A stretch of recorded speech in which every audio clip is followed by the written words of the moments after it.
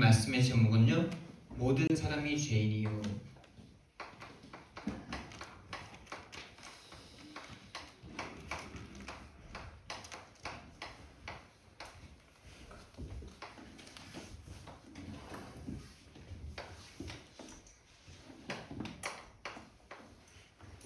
여러분, 모든 사람이 죄인이다라는 이 말씀을 들을 때 여러분에게 어떤 감정이 올라오십니까? 이 모든 사람이 죄인이다라는 말을 들을 때 불편하십니까? 아니면 평안하십니까? 그게 구원받은 사람과 구원받지 못한 사람의 차이입니다. 이 땅에는요, 두 종류의 사람이 있습니다.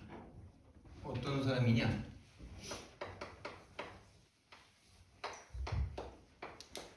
어제도 두 종류의 사람이 있다 그랬죠. 하나님을 믿는 사람과 안 믿는 사람. 오늘은 이렇게 표현해 보겠습니다. 두 종류의 사람이 있는데 죄인인 사람과 죄를 용서받은 사람.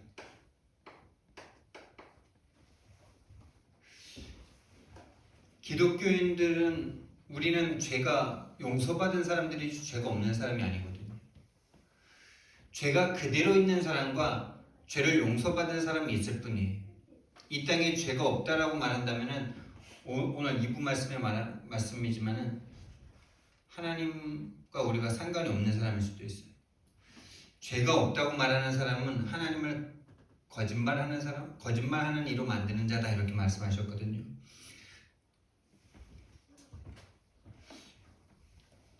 죄가 그대로 있는 사람과 죄를 용서받은 사람.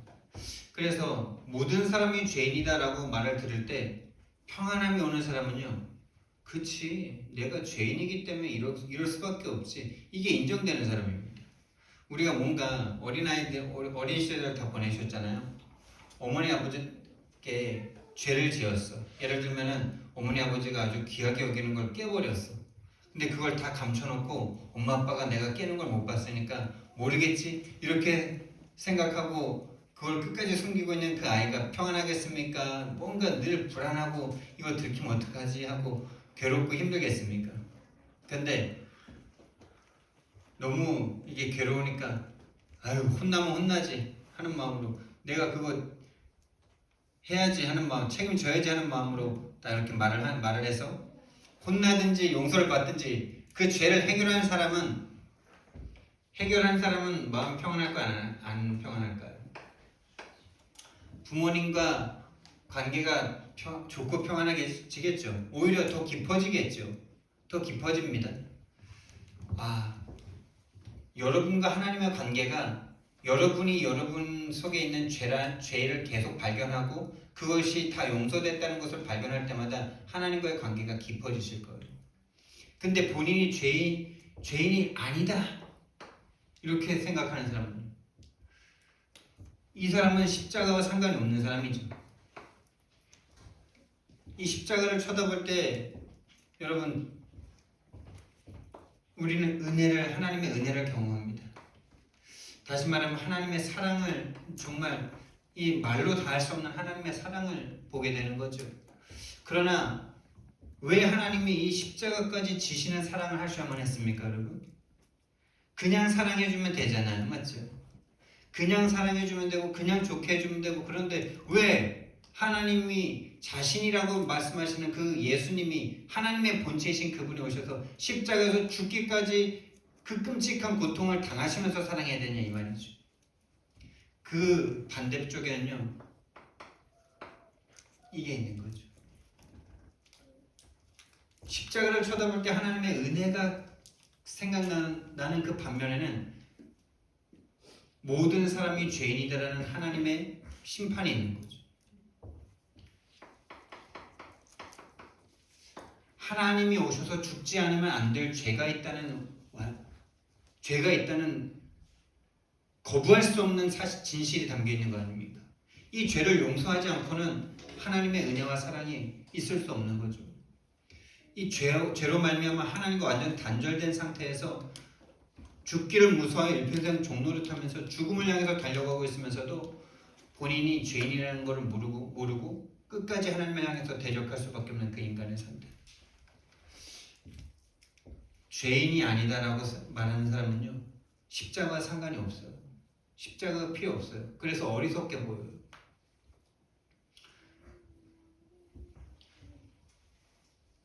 저와 여러분이 십자가를 쳐다볼 때마다 진짜 하나님의 은혜와 사랑이 더 깊어지는 그 비밀은 저 십자가가 아니었으면 내 그 죄가 용서될 수 없었지. 하나님이 오셔서 죽어주셔야만 하는 그 원죄, 그 끔찍한 인간이 해결할 수 없는 그 죄가 여러분과 저에게, 여러분 속에서 보여지셔야 됩니다.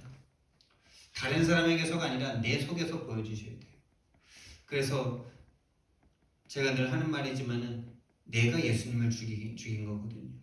거기에 대해서 여러분들 진짜 아멘 나오십니까? 지난번에 제가 다락방 하나를 대신해서 이렇게 다락방을 하는데 예수님 누가 죽였습니까? 이제 그 다락방에서 예수님 누가 죽였습니까? 그러니까 예수님을 누가 죽인 겁니까? 그러니까 옆에 계신 집사님이 우리가 죽였죠. 이렇게 바로 대답이 나오시더라고요. 얼마나 제가 그분에게 감사하든지 막 감사하다기보다 참 뭐라 그럴까, 이 사람은 참 하나님의 은혜를 받으신 분이시구나. 그렇죠? 예수님이 왜 죽으셨습니까? 여러분, 예수님이 나 때문에 죽으신 건 맞죠?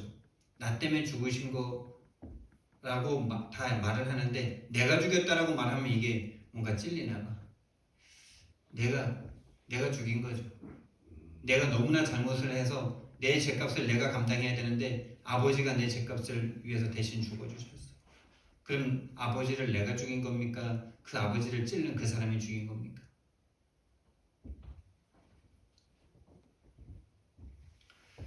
하나님의 은혜와 우리 인간이 죄인일 수밖에 없는 그것을 십자가를 통해서 늘 보게 되는 것입니다. 하나님이 오셔서 죽지 않으면 안 될 그 죄 가운데 우리가 빠져 있다는 사실이거든요.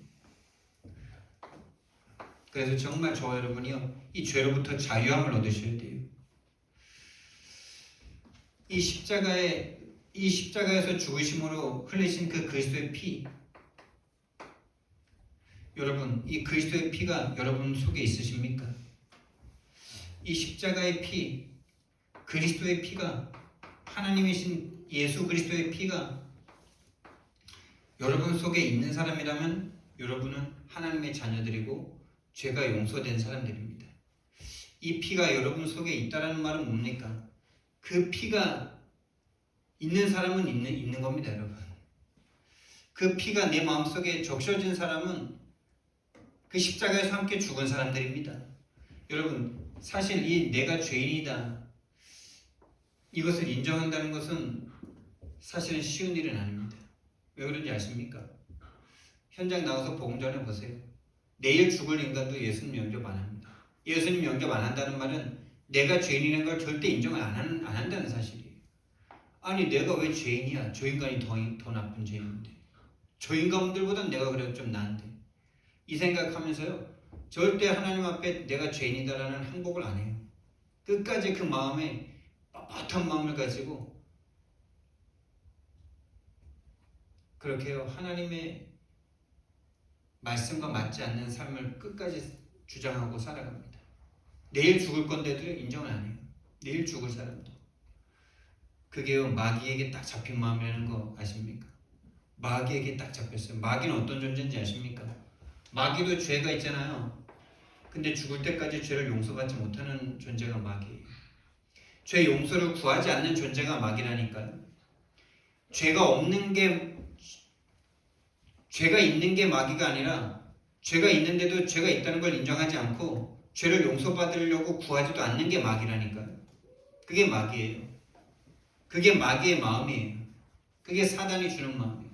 귀신에게 사로잡힌 마음이에요. 여러분과 저에게 그리스도의 피가 있다면요, 여러분과 제가 죽으면서부터 넘어가게 될 겁니다. 출애굽기 12장 12절 13절 말씀이에요. 바로 출애굽할 때의 그 내용이죠. 그 어떤 것으로도 이 마귀 권세, 430년 동안 애굽에 노예되어 있던 그러니까 세상의 노예, 마귀의 노예죠. 이 노예되어 있던 이 상태를 그 어떤 것으로도 바꿀 수가 없었어요. 그 어마어마한 9가지 기적, 진짜 눈을 씻고 쳐다봐도 이게 신기한 그 기적들을 보고도 그 기적들에도 이 마귀는 꺾이지가 않아요. 이 노예된 상태가 변화되지 않아요. 그런데 마지막 날, 마지막 열 번째 재앙이 양을 잡아 피를 바르는데 그 피를 볼 때에 내가 너희를 넘어가리라. 여러분이 죄인인데 이 그리스도의 피를 가지고 있잖아요. 여러분을 죄인 아니게 봐준대요. 이게 구원이고 이게 은혜예요. 근데 누가 피를 바릅니까? 피를 아무리 바르라고 그래도 안 바르는 인간들이 있어요. 이렇게 조금만 찍어도 피를 바르는 걸 텐데 그것도 하기 싫어하는 사람들이 있어요. 하나님이 아무리 은혜를 주려고 해도요, 그 피를 바를 마음, 아니 뭐 조금 찍어 발랐든 아예 나는 너무나 죄인이라서 피를 아예 뒤집어 쓴 사람이든 피가 있으면 넘어갑니다. 피가 있으면 넘어가요. 그리스도의 피를 바른 사람은 넘어가요. 억지로 발랐든 타이로 발랐든 자의로 발랐든 발라진 사람은 죽음이 넘어가게 되는 거예요. 근데 타이로 막 발라주려고 그랬는데도 막 싫어하고 막 발라주려는 사람을 막 해코지하고 막 핍박하고 막 죽이려는 게 마귀에게 잡힌 사람들이죠. 이 피를 바르면 될 건데, 다시 말하면 그 인간의 죄악과 그 마음이 사단에게 잡힌 마음이 얼마나 뻣뻣하고 강팍한지요. 불뱀에게 물려 죽어가면서도 그 나무의 장대에 달린 노뱀 하나를 안 쳐다봐요. 안 쳐다봅니다. 여러분은 쳐다볼 것 같죠? 그게 은혜 받은 사람이에요. 안 쳐다봐. 내가 불뱀에게 물렸는데 죽어도 안 쳐다봐. 진짜 어리석죠? 근데 그게 우리 속에도 있어요. 내가 죄인인 걸 인정하기 싫은 마음 우리 속에 있어요. 그게 꺾여야 돼요. 그게 사단이 주는 마음인데요. 저와 여러분은요, 진짜 날마다 나에게 그리스도의 피가 필요한 죄인임을 인정하고 날마다 해방과 날마다 구원받으시기를 예수님 이름으로 축원드립니다.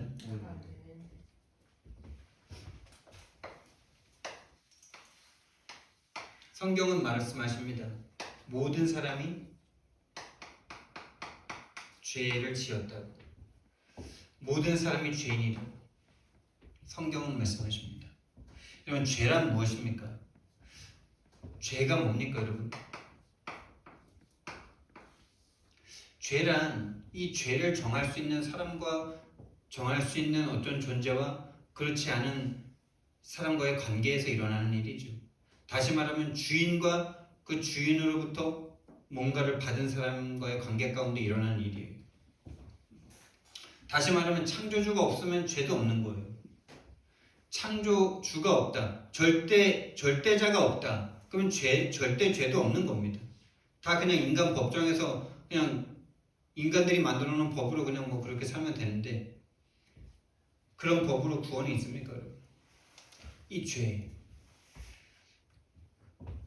주인과의 관계, 참된 주인과 창조주와의 관계 가운데 일어나는 거예요. 누가 주인입니까, 여러분? 누가 주인입니까? 만든 사람이 주인입니다. 창세기 1장 1절. 태초에 하나님이 천지를 창조하시니라. 하나님이 주인이십니다. 하나님이 우주의 주인이세요. 우주 만물의 주인이 하나님이십니다. 세상 사람들은 이걸 모릅니다. 지금도 우주가 팽창하고 있다는데요. 그게 하나님의 광대하심을 나타내는 겁니다. 이 수많은 수천만 조개의 별들 중에 단 하나의 별에 생명이 있어요. 유일성을 말하는 거죠. 우리 인간의 작고 작음을 보라는 거겠죠. 근데 이 하찮은 인간들이 지금도 그 우주 어딘가에 외계인이 있을 거라고 꿈을 꾸고 자꾸 그걸 찾으려고 합니다. 외계인이 있으면 뭐 어쩌라고. 외계인이 있으면 그 사람들도 복음 필요한 자들입니다. 근데 아직까지는 없어요. 아마 영원히 없어요. 성경에 없습니다. 하나님이 주인입니다. 그리고 성경 말씀을 보니까 인간을 하나님의 형상대로 만들어 주셨대요. 인간의 주인 누구예요? 인간의 주인 하나님이십니다. 하나님이 만드셨어요. 엄마 아빠가 만들어준 거 아니에요. 엄마 아빠도 그냥 자기들이 좋아서 그냥 결혼해서 한 입을 덮고 잤는데 애가 나오는 거 어떡합니까? 애가 나오는데 여러분들이 뭐 손가락을 붙여보셨습니까? 발가락을 붙여보셨습니까? 눈은 이 모양으로 만들자, 코는 좀 이렇게 만들자 계획한 적도 없고 손 써본 적도 없고 우리는 그냥 배가 불러오고 아프고 힘든데 그거 그냥 견뎠을 뿐이에요. 맞죠? 시간이 되니까 흘러나오는데 막으면 자기도 죽고 애기도 죽고 다 죽으니까 날 수밖에 없는 상태.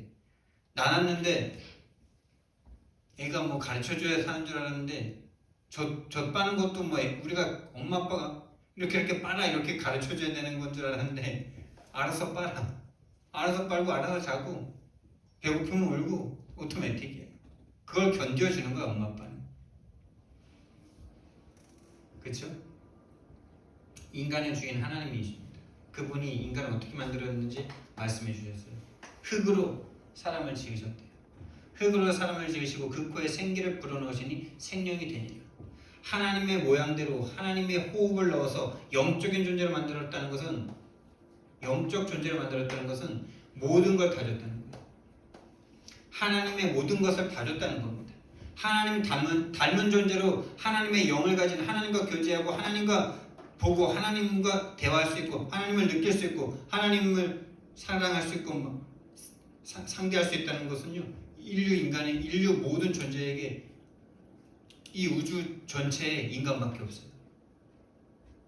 인간밖에 없습니다. 다 받은 거죠. 우리가 자녀를 낳으면 자녀가 나보다 하등한 존재가 아니라 나와 똑같은 인간이잖아요. 하나님이 성경 말씀해 보니까 하나님보다 조금 못한 존재를 지으셨대요. 그래서 천사들도 인간을 흠모한대요. 왜요? 자유의지가 있어 인간이.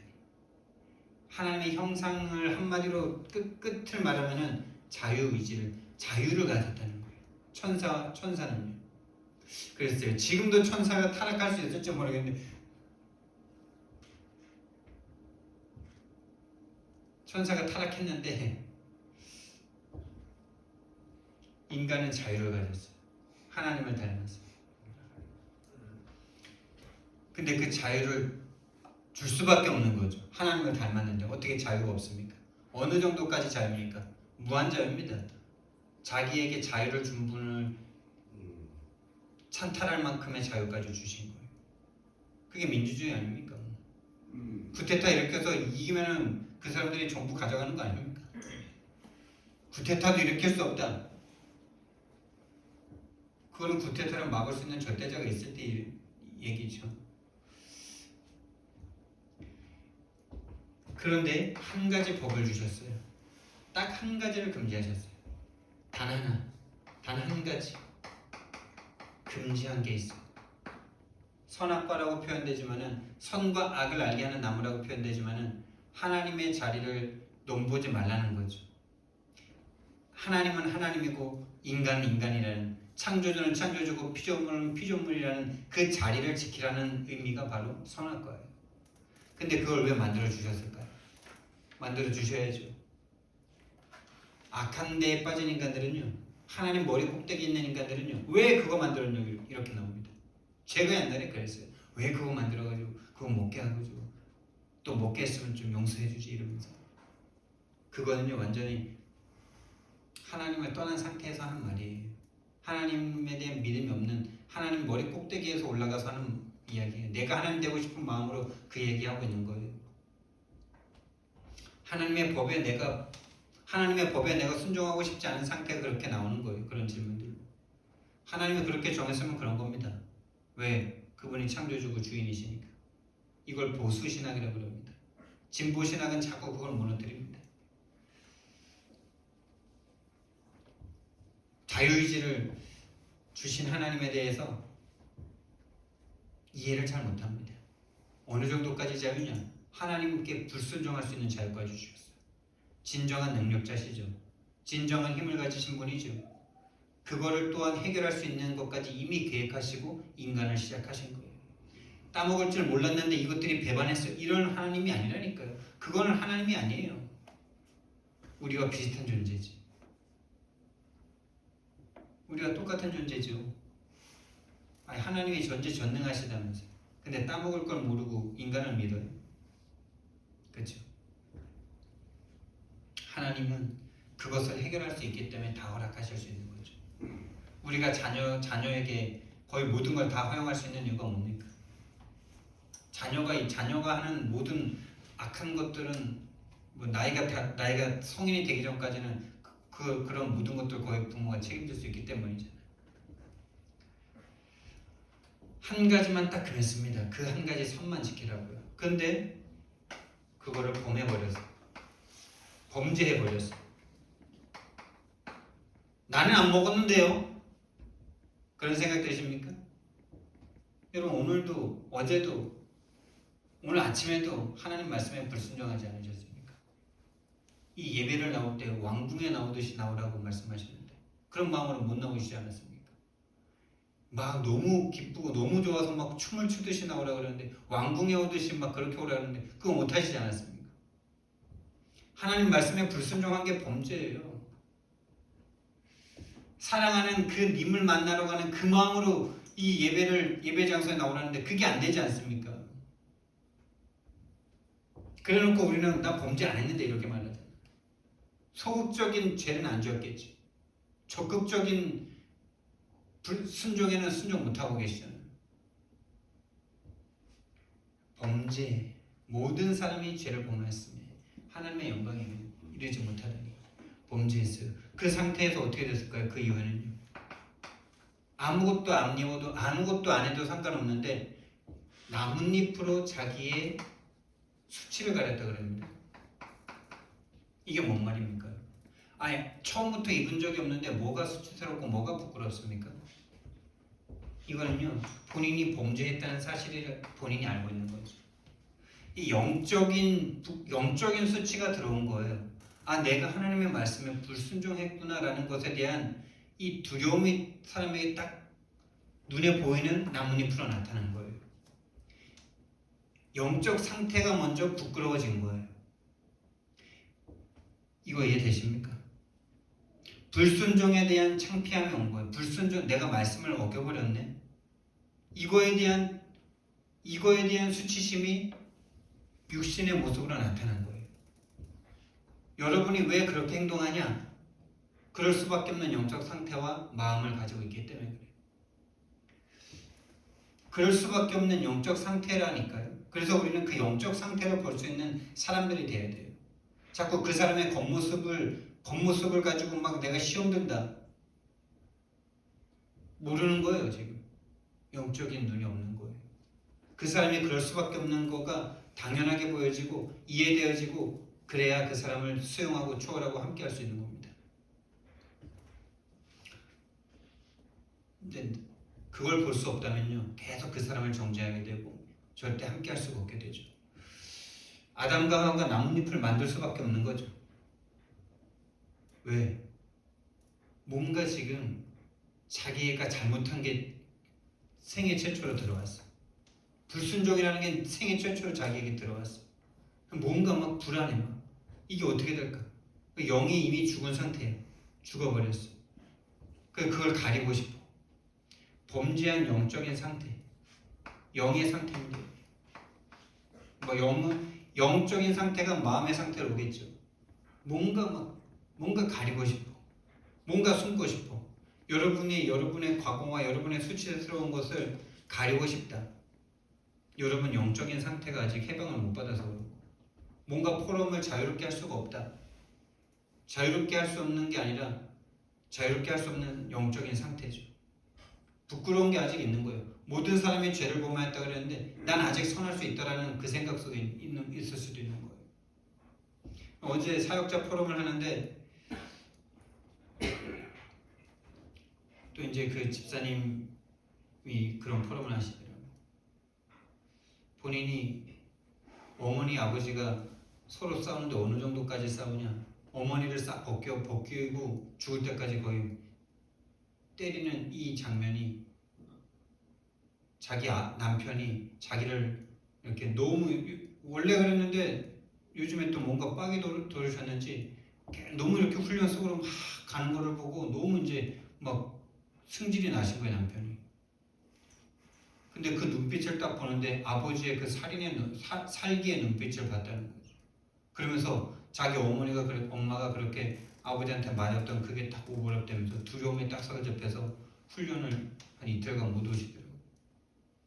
근데 못 오신 게 문제가 아니라 못 오신 게 잘못됐다는 게 아니라 그 시간을 통해서요 본인의 그 근본의 두려움을 보게 된 거죠. 그 엄마가 그렇게 돼서 두려운 게 아니라 하나님을 떠난 그 상태가 그 부모님의 그 모습을 통해서 자기에게 딱 각인된 거죠. 영의 상태가 나뭇잎을 만들 수밖에 없는 상태예요. 뭔가 가려야 돼 내가 지금. 뭔가 내 수치스러운 걸 가려야 돼. 뭔가 내 과거를 좀 감췄으면 좋겠어. 그건 좀 말 안 했으면 좋겠어. 구원 못 받은 겁니다. 그 문제에 대해서만큼은 구원을 못 받은 거예요. 그 문제에 대해서만큼이 아니에요. 내가 완전한 죄인이라는 걸 인정이 안 되는 거예요. 내가 철저하게 용서받을 수 없는 죄인이라는 사실이 인정이 안 되니까 계속 뭔가 가릴 게 있는 거죠. 가릴 게 있다고 생각하는 거예요. 그래서 어떻게 됩니까? 하나님이 찾아오셨는데도 내가 지금 벗어서 두렵습니다 이렇게 말합니다. 종신 문제 온 거죠. 입은 적이 없는데 언제 왜 뭐가 부끄러운 건데요? 인간 원래 그런데 뭐가 부끄러운데요? 모든 사람이 죄인인데 뭐가 그렇게 말 못할 것들이 있는데 구원을 못 받은 거죠. 그리스도의 십자가에 피가 없는 거죠 한마디로. 그래서 어떻게 됩니까? 그 이후로 11절부터 14절까지 죄를 가진 사람들의 특징입니다. 계속 변명하고 핑계댑니다. 내가 잘못했습니다. 이만 한마디면 되는데 우리 자녀에게 그 말 한마디 들으려고 계속 얘를 뭔가 이렇게 그 아집과 고집을 한번 꺾으려고 부모님이 강하게 나갈 때 있잖아요. 그거는 그 문제에 대해서 예를 들면 100만 원짜리 잘못을 했어. 근데 그 100만 원을 만들어 오라는 뜻이 아니고 네가 잘못했다는 걸 인정하라는 그 항복을 요구하는 거잖아요. 내가 잘못했어요, 엄마, 아빠. 나를 용서해 주세요. 요 한마디 하게끔 하기 위해서 뭔가 이렇게 뭐 체벌을 하거나 뭔가 이렇게 딱 계속 그거에 대해서 금방 풀어주지 않을 때 그게 그 아이가 뭔가를 잘못했다는 걸 인지하라고 우리는 그걸 계속 강요하는 거잖아요. 그러지 않고 그냥 그걸 계속 넘어가 준다. 그럼 그 아이는요 사회생활을 못하는 사람이 되잖아요. 사회 부적응자가 되잖아요. 계속 핑계대고 남 탓을 해요. 엄마 때문이야, 동생 때문이야, 이것 때문이야, 저것 때문이야. 아는데 그것 때문이라고 말하지 말고 그냥 네가 잘못했다고 말하면 돼. 그거를 원하는데 그거 한마디를 못하죠. 왜요? 그게 근본 문제예요. 마귀의 마음이 그 마음이 있는 거예요. 죽어도 인정하기 싫어요. 100만 원 갖다 채우고 싶지 본인이 죄인이라는 걸 인정하고 싶지 않아. 인정하지 않아요. 본인이 죄인이라는 걸 인정하지 않아요. 그게 죄입니다. 그게 죄의 원죄입니다. 그게 사단이 잡고 있는 겁니다. 그게 죄의 권세고 그게 사단의 권세입니다. 이 죄의 권세 어떻게 꺾느냐고요? 하나님이 오셔서 이 죄의 권세를 십자가에서 박아내기 전에는요 안 돼요. 어마무시한 겁니다. 이 죄의 권세가. 본인이 죄인인 걸 인정을 안 해요. 아담과 하와가 끝까지 인정 안 하잖아요.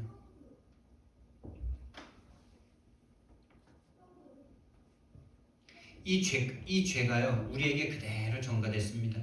그게 죄의 전가의 법칙이고 대표성의 원리입니다. 아담과 하와가 지은 죄가 왜 내 죄입니까? 이렇게 말하는 사람이 있다면 아직 죄를 모르는 거고 본인을 모르는 거고 인간을 모르는 거죠. 나는 나를 생각할 때마다 나 자신을 가만히 이렇게 내가 왜 이럴까라고 생각할 때마다 참 이 아담과 하와의 죄가 내 속에 그대로 있음이 너무나 보여지는데요. 내가 하나님 되고자 하는 그 교만한 마음, 그 뻣뻣한 마음 제 속에 있는 걸 너무나 봅니다. 그래서 이 죄 가운데 빠진 사람의 상태는 어떻습니까, 여러분? 죄 가운데 있는 사람의 상태.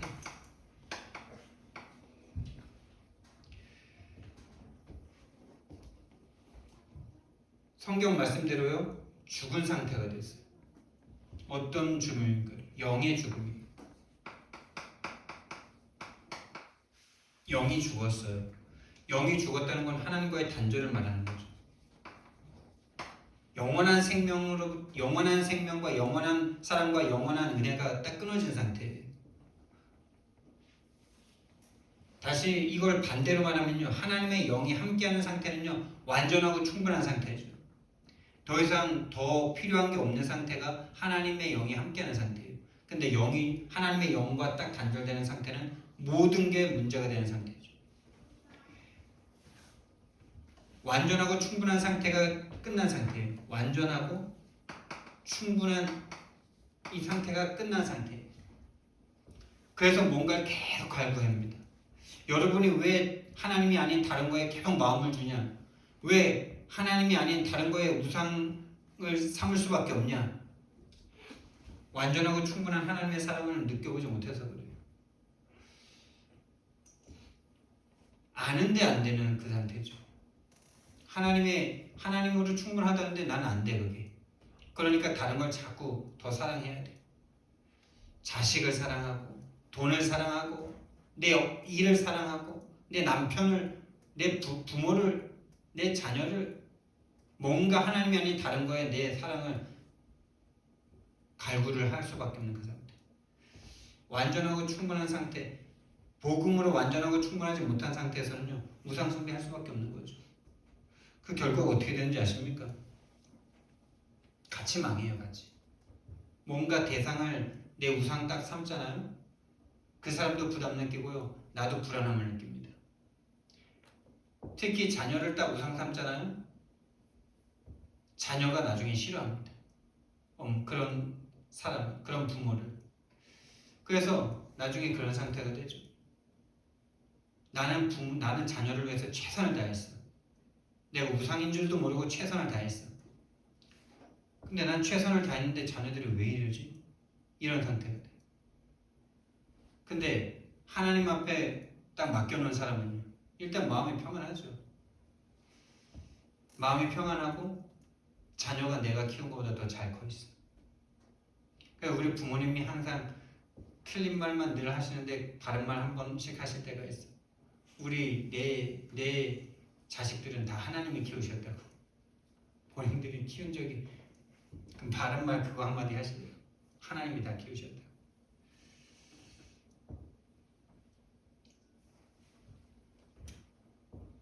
완전하고 충분한 상태가 상실됐어요. 그래서 뭔가 다른 걸로 채워야 돼요.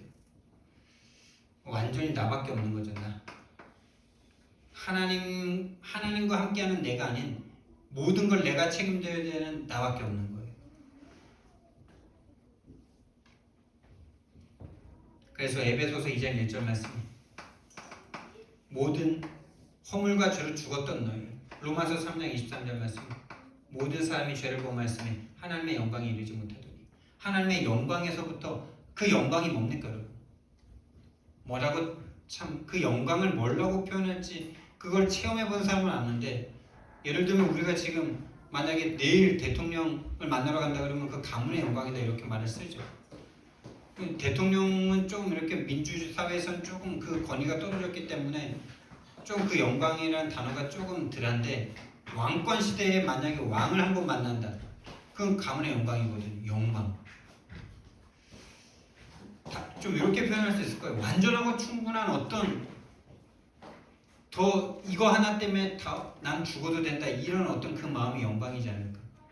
그게 영광입니다. 영광스럽다. 하나님의 영광에 이르지 못하는 상태가 됐어. 그 빈 마음을 인간은 뭔가 다른 걸로 채워야 돼요. 죽었어요. 하나님을 떠나 범죄하고 죽었습니다. 그래서요, 그 다음부터 어떻게 되는지 아십니까? 영이 죽으니까 오로지 육신밖에 없어요. 육신의 좋은 것을 육신적인 것으로 다 채워야 돼요.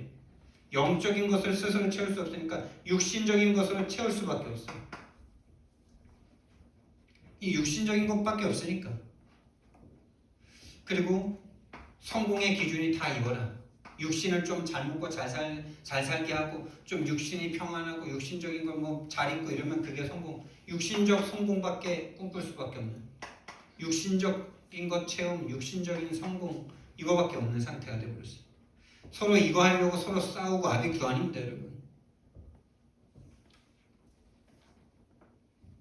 그게 세상 문화 아닙니까, 여러분? 에베소서 2장이죠. 서로 육신적인 좋은 것 차지하려고 싸우고 잘 싸우고 그런 게 성공이잖아요.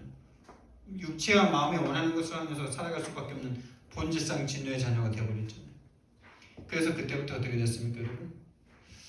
우상 숭배를 합니다. 눈에 보이는 것부터 시작해서 아프리카 원주민도 글도 없고 옷도 없고 신발도 없는데 다 신을 섬겨요. 다 어떤 존재를 딱 섬겨요. 우상 숭배합니다. 그러니 당연히 하나님으로 하나님의 영이 함께해야 될 존재가 다른 것으로 마음을 채우고 있으니 정신적인 문제가 올 수밖에 없죠. 왜요? 완전한 건 없잖아요. 하나님 외에 완전한 거 없습니다. 그러니 그걸 섬기는데 계속 좋으면 되는데 계속 좋지 않잖아요. 그러니까 정신 문제 와요. 본인이 불안해요. 이미 본인 영이 이미 불안한 상태에 있습니다. 평안하지 않아요. 평안이 없어요. 불안해요. 이러다가 잘 될까? 내가 1등을 했어도 그게 불안해요. 다음에 2등 하면 어떡하지? 내가 이렇게 자녀를 잘해줬는데 잘 안 되면 어떡하지? 하나님을 믿지 못하는 그 마음에 절대 평안함이 없습니다. 늘 불안합니다. 초조합니다. 내가 안 하면 안 될 것 같아. 그냥 맡겨둘 수가 없어. 맡겨둘 수 없는 게 아니라 하나님을 믿는 믿음이 없는 거죠. 맡겨둘 수가 없어. 불안하고 초조해. 염려되고 두려워요. 그게 무엇이든지 간에 하나님이 아닌 그 모든 것은 딱 이 마음을 주죠. 평안할 수가 없어요. 왜? 완벽하지 않으니까. 완전하지 않으니까. 그러니 당연히 삶이 그런 것들에 집착이 되죠. 집착하면 할수록 분열됩니다. 집중이 아니라 집착을 하게 되니까. 그러니까 이 상태를 없애보려고 뭔가에 중독이 되죠. 중독돼 있는, 마치 뭐 눈에 보이는 것에만 중독되어 있으면은 그건 나쁜 것으로 생각하죠. 술 중독, 마약 중독, 게임 중독, 그런 건 나쁜 것이라고 생각하면서 다 같이 중독되어 있는 나 중독, 나에게 중독되어 있잖아요. 그리고 자녀에게 중독되어 있잖아요. 남편, 부인, 가족에게 중독되어 있잖아요. 그런 것들은 눈에 안 보이죠. 그러니까 똑같은 죄인이면서 게임에 중독되어 있고 알코올에 중독되어 있고 뭔가 다른 거에 중독되어 있으면 그 사람을 정죄하는, 하나님이 가장 미워하는 행동을 하는 거죠. 똑같은 죄인인데, 죄인이라는 이론은 있는데 뭐가 죄인인 줄 모르니까 좀 눈에 보이기에 좀 이렇게 좀 안 좋은 상태에 있는 사람들은 죄인이라고 정죄를 해버리고 완전 세상 문화의 기준을 가지고 다른 사람을 정죄하고 있죠. 자기 자신도 정죄하고 있는 거죠. 그러니 당연히 미래에 대한 평안함이 없어요. 미래의 평안함이 뭔데요? 우리 인생의 진짜 미래는 뭔데요? 내세잖아요. 내세 가기 전에 지금 하나님과 함께하는 게 없는데, 내세에 완전히 함께하실 하나님이 지금 누려지지가 않는데 당연히 미래가 불안하죠. 여러분, 우리 노년이 불안한 거 아니에요. 죽는 게 불안한 거지. 노년이 불안한 거 아니에요. 죽는 게 불안한 거예요, 인간이. 왜? 그럼 노인 되는 게 왜 불안합니까? 안 죽고 노인으로 영원히 살면은 안 불안할 거 아닙니까? 두려움의 끝은 죽음이라니까요. 불안함의 끝이 죽음이라니까요. 내세가 불안해요. 하나님이 지금 나와 함께 하시는 이 은혜와 이 완벽한 평안함이 없으니까 미래가 불안하게 느껴져요. 나중에 잘 못 먹고 못 살 거가 불안한 게 아니고 나중에 잘 먹고 그게 불안한 게 아니고 죽으면 어떻게 될까? 이게 불안하니까 다른 걸로 핑계대는 거죠. 그리고요, 후대가 이걸 그대로 대물림한다는 사실. 여러분들이 우상 숭배하는 그 모양이 자녀에게 그대로 각인됩니다. 자녀를 최고로 잘해주면 자녀가 잘 될 것 같죠. 자녀에게 모든 걸 다 해주면 자녀가 잘 될 것 같죠. 아니요. 요즘에 좀 깨인 사람들은 그런 말도 하더라고요. 결핍이 결핍된 상태라고. 결핍이 결핍된 상태래요. 너무 막 부모가 다 해주니까 조금 결핍된 상태를 견딜 수가 없어. 오히려 옛날에 없이 살 때는 그 결핍된 속에서 찾아지는 스스로의 공부가 있거든요. 이 결핍된 걸 스스로 메꿔가려는 자아가 형성이 되거든요. 근데 어린아이를 부모가 볼 때 부족해 보이잖아요. 그러니까 부모가 다 해주려고 그래. 다 책임져. 막 요즘에 헬리콥터만 막 이런 것도 있잖아요. 헬리콥터만. 자녀 위에 떠가지고 계속 24시간 지켜봐야지 평안할 수밖에 없는 그런. 그 자녀가 완전 망합니다. 자녀가 그걸 똑같이 합니다. 그래서 서울대 보낸 부모를 다 패 죽이는 거 아닙니까? 자녀가.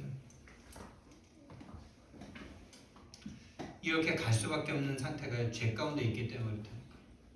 하나님과 함께 할 수 없는 상태. 하나님으로 완전하고 충분하지 못한 그 상태가 죄라니까. 하나님을 믿는데 하나님을 사랑하는데 이걸 한 번도 느껴본 적이 없어. 창조주의 그 완전하심과 전능하심이 나를 다 보호해주는 이 평안함을 한 번도 느껴본 적이 없어. 그래서 어떻게 되느냐? 근데 이 죄를 내가 짓고 싶은 게 아니라 이 죄의 배후가 있어요. 죄의 배후가 있다니까요. 요한에서 3장 말씀해 보니까요. 요한에서 3장 8절 말씀해 보니까요. 죄를 짓는 자는 마귀에게 속하나니 누구에게 속한다고요? 죄는 마귀다 이 말이죠. 죄 가운데 빠져 있는 게요. 마귀에게 빠져 있는 것과 똑같은 말이에요. 죄를 짓는 자는 마귀에게 속하나니 마귀는 처음부터 범죄함이라. 하나님의 아들이 나타나신 것은 마귀의 일을 멸하십니다. 다시 말하면 죄를 안 짓게 한다는 거예요. 죄 가운데 있는 것을 구해준다는 말이죠. 그 죄를 짓는 자는 마귀에게 속하는데요.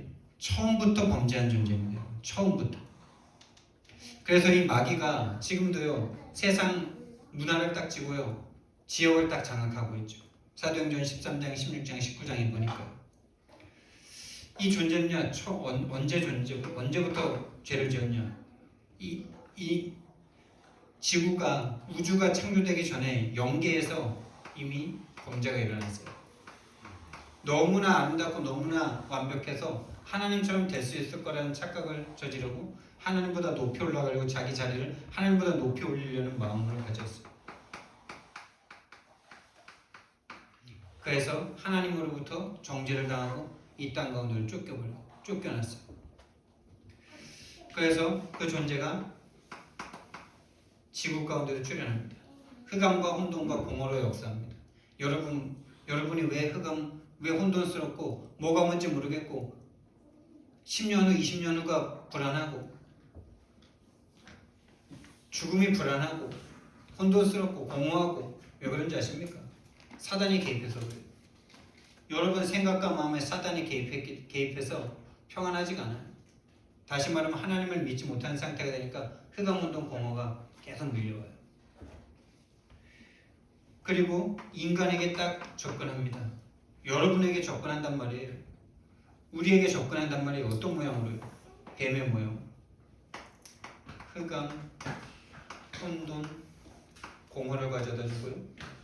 뱀의 모양으로 우리가 좋아하는 그 모양으로 우리가 영향을 받을 수 없는 그 상태로 우리에게 딱 접근해요. 마귀에 뿔 달고 나오면 얼마나 좋겠어요. 마귀가 뿔 달고 나오면 얼마나 좋겠습니까? 마귀인 줄 알고 금방 쫓아낼 건데 내가 제일 좋아하는 모양으로 딱 나타나는 거죠. 내가 영향받을 수 없는 모양으로 나타나는 거죠. 그래서 결국에 어떻게 하느냐?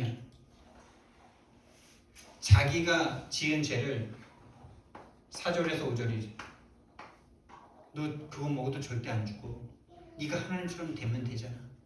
이 마음을 계속 넣습니다. 그 마음을 꺾는 게 바로 내가 죄인임을 인정하는 거예요.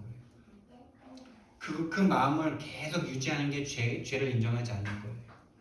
내가 하나님인데 뭐가 죄야? 내 기준이지.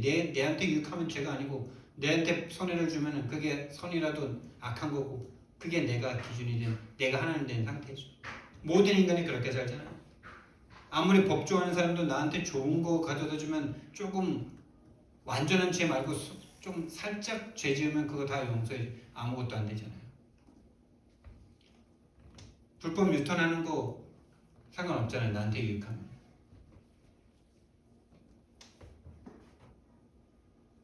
그 상태에서 그 범죄에 빠진 인간들이 어떻게 되시냐 아십니까? 하나님을 떠난 상태의 인간들이 어떻게 되는지 아십니까? 창세기 4장 12절 14절 말씀해 보니까요. 살인을 하죠. 그것도 예배 드리고 나서 살인합니다. 예배 드리고 나서 자기가 하나님 앞에 뭔가 거절당한 것 같은 그 마음 가지고요. 하나님이 가인에게 계속 말씀을 합니다.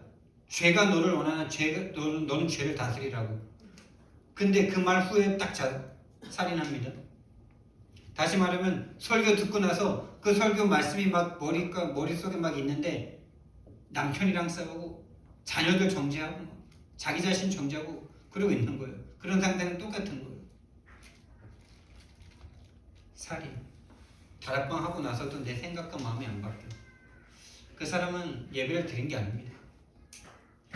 예배를 드린 게 아니에요. 그냥 예배 행위를 한 거지.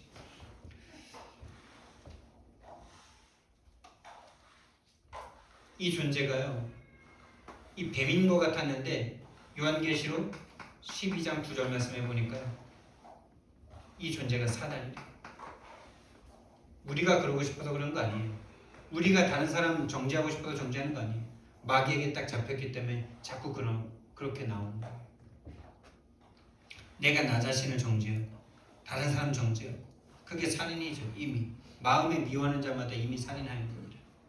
살인 행위를 했다고 해서 살인자고 하나님은 그렇게 보지 않습니다. 이미 미워하는 마음을 품은 사람은 살인했다라고 예수님 말씀하십니다. 아무도 벗어날 수가 없어요. 왜 그런지 아십니까? 너희는 너희 아비 마귀에서 났으니. 마귀 자녀예요. 마귀 자녀라서 마귀의 생각이 그냥 올라와요. 마귀 자녀. 요한복음 13장 2절. 그 마음과 생각을 조종합니다. 마음 생각을 사단이 컨트롤합니다. 그래서 여러분 생각 아니다라고 생각하셔야 돼요. 하나님적이지 않고 뭔가 부정적이고 악한 생각이 올라올 때마다 빨리 그거를 내 생각 아니다라고 인정하실 수 있어야 돼요. 마귀가 주는 생각이다라고 생각하셔야 돼요. 근데 그거 하나를 인정하고 싶지 않아요. 왜냐?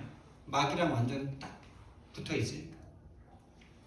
내 마음이라고는 생각해도 마귀라고 생각하고 싶지가 않아요. 그게 왜 그렇게 기분 나쁠까요? 맞죠? 아니 내가 왜 이게 내 생각이지 왜 이게 마귀 생각이야? 이게 내 감정이지 왜 이게 마귀가 주는 감정이야? 도대체 맞죠? 도대체 그거 한 번이 인정이 안 돼요. 마귀가 주는 생각이라고. 그냥 내 생각을 멈출 수가 없어요. 그 존재가 지금도 우리를요 계속 끌고 갑니다. 믿지 않는 자들의 마음을 계속 혼미케 합니다. 여러분 지금 말씀 듣는데 마음이 시원하십니까? 뭐가 뭔지 잘 모르겠습니까? 인정이 잘 됩니까? 지금 인정 잘 되고 계십니까? 혼미합니까? 혼미케 해서 그리스도의 영광의 빛이 지금 비춰지지 않고 있습니까?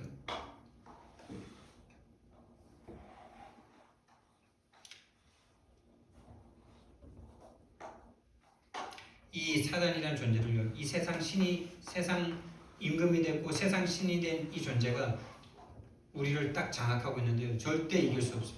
절대입니다, 여러분. 절대 내가 이길 수 없어요. 죄의 권세 내가 절대 이길 수 없어요. 마귀의 권세, 죽음의 권세 잡은 자, 마귀 절대 우리가 이길 수 없어요. 이거 인정해야 돼요. 그래서 하나님의 대책이 뭐냐? 하나님의 계획이죠. 오늘 여기까지 하고 해야 되겠는데요.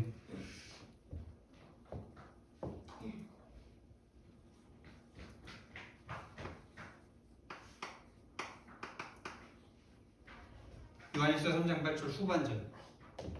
죄를 짓는 자는 마귀에게 속하나니 마귀는 처음부터 범죄합니다. 하나님의 아들이 나타나신 것은 마귀의 일을 멸하십니다. 하나님의 아들이 바로 예수님의 하나님의 방법이에요. 하나님의 아들을 보내셔서 마귀의 일을 멸하시는 것. 이것을 처음부터 계획하셨어요. 처음부터 계획하신 그것을 하나님께서 행하신 것입니다.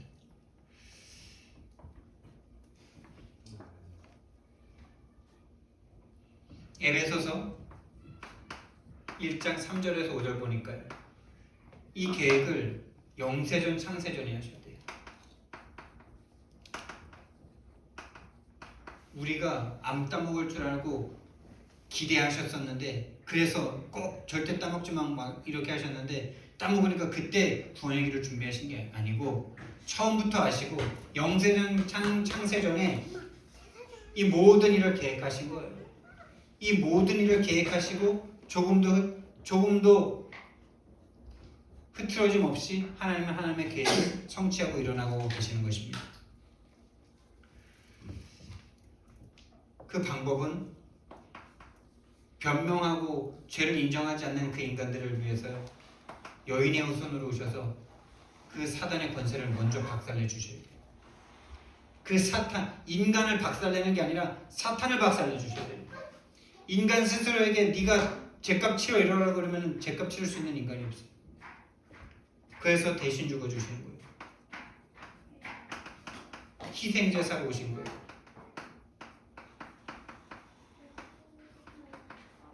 왕으로 오셔서 사단의 권세를 박살내 주셔요. 사단의 머리를 박살내 주셔요. 피해자로 오셔서 죄를 사해 주셔야 노예에서 해방됩니다. 우리 인간이 스스로 절대 하나님의 은혜를 구하지도 않기 때문에 상의하지 않고 찾아와 주셔야 돼요. 인간의 몸을 입고 여인의 처녀의 몸에서 나으셔서 인간의 씨를 받은 존재, 인간의 죄를 받은 존재가 아닌 인간의 유전으로 온 존재가 아닌 그러나 인간으로 와야 되기 때문에 인간의 배를 빌려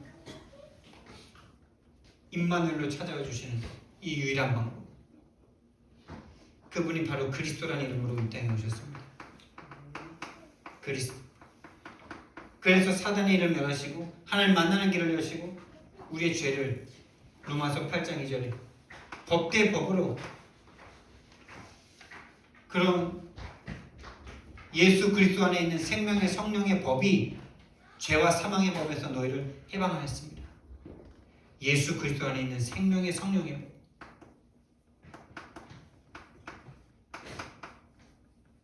죄와 사망의 법에서 너희를 해방하였습니다. 할렐루야. 제 생명의 성령의 법으로 죄와 사망의 법을 깨트려 버리신 것입니다. 자기 자신이 죽어주실 계획을 처음부터 하신 겁니다. 자기 자신이 죽어줄 만큼 사랑했기 때문에 모든 걸 다 허용하십니다. 여러분의 자녀를 100% 다 허용하시려면요, 여러분이 대신 죽어줄 각오를 하셔야 돼요. 대신 죽어주실 수 없으면은 따끔하게 혼내면서요, 악한 것들을 볼 때마다 따끔하게 혼을 내주셔야 돼요. 안 그러면요, 인간 버립니다.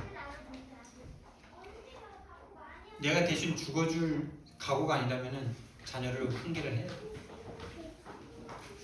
생명의 성령의 법으로 나를 대속하셨어요. 레위기 17장 11절 말씀해 보니까요, 육체의 생명이 피에 있으므로 피 흘린 피가 죄를 사하느니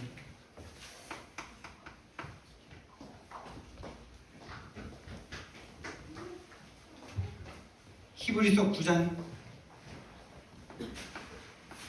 22절 말씀에서는 피 흘림이 없은즉 죄사함이 없느니라. 피 흘림이 없은즉 죄사함이 없느니라.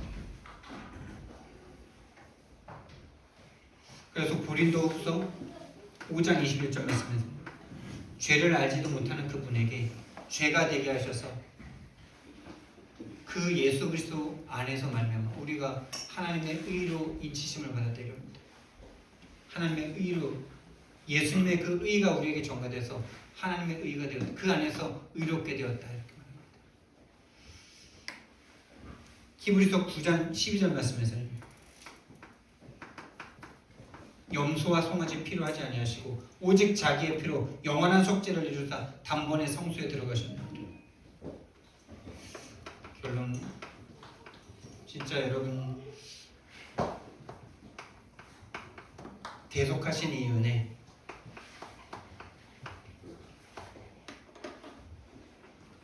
이 대속의 은혜가 저와 여러분에게 효력을 미치려면 어떻게 됩니까 여러분? 내가 죄인임을 하나님이 예수님이 십자가에서 죽으신 것이 바로 나를 위한 것이다라는 나의 죄 때문이라는 것을 인정하는 것이고 믿을 때 이 대속의 은혜가 효력이 있는 것이죠. 저와 여러분이 진짜 이번 한 주간이 참 고난 주간이에요 여러분. 절기상으로 다음 주는 부활주일입니다. 부활에 참여하시기 원하는 분들은요 십자가에서 함께 죽어야 부활에 참여하시는 겁니다. 여러분 죽지 않았는데 부활이 필요합니까? 그렇죠? 살아있는데 또 삽니까? 이번 한 주간 내 죄에 대한 철저한 자기 인식이 있기를 예수님 이름으로 축원드립니다. 그래서 진짜 죄인임을 인정하는 사람, 죄인임을 하나님 앞에